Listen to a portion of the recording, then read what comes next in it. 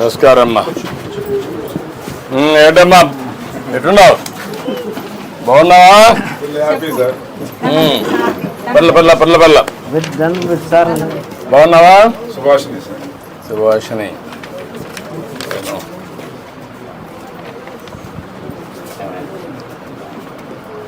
మీ అమ్మాయి మనవరాలు.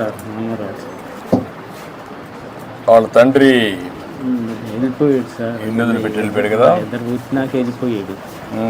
ఈ అమ్మాయి ఇంకొక అమ్మాయి ఇంకోరు ఇద్దరే చదువుతానమ్మా. ఎక్కడ? పాత కలపండి. అచ్చా. అంటే అక్కడ స్కూల్ ఉందా?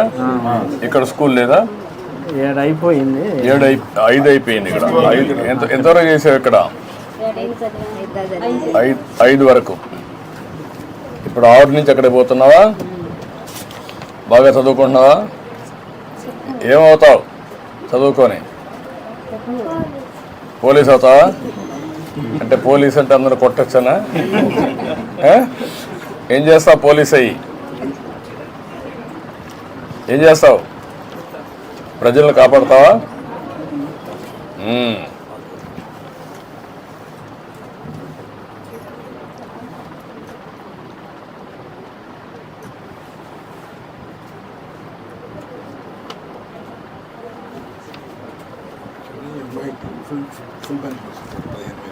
యా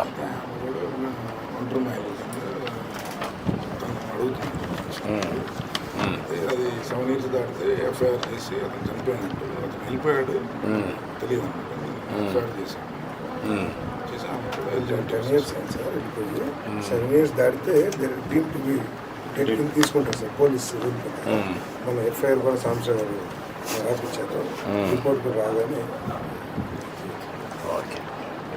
అట్లానే పాపకి రెసిడెన్షియల్ స్కూల్లో సీట్ అడిగారు సార్.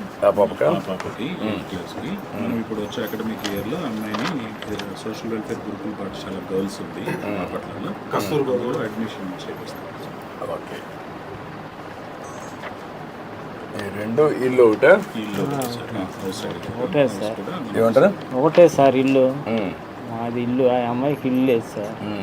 మా కాడ ఉంటుంది. పెయిన్ వెళ్ళిపోయిన కాడ నుంచి మా దగ్గర ఉంటుంది.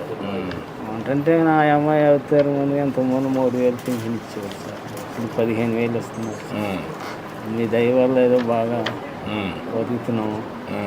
ఈ అమ్మాయికి కూడా ఏదన్నా ఒంటరి మహిళ కింద పెన్షన్ ఇప్పించి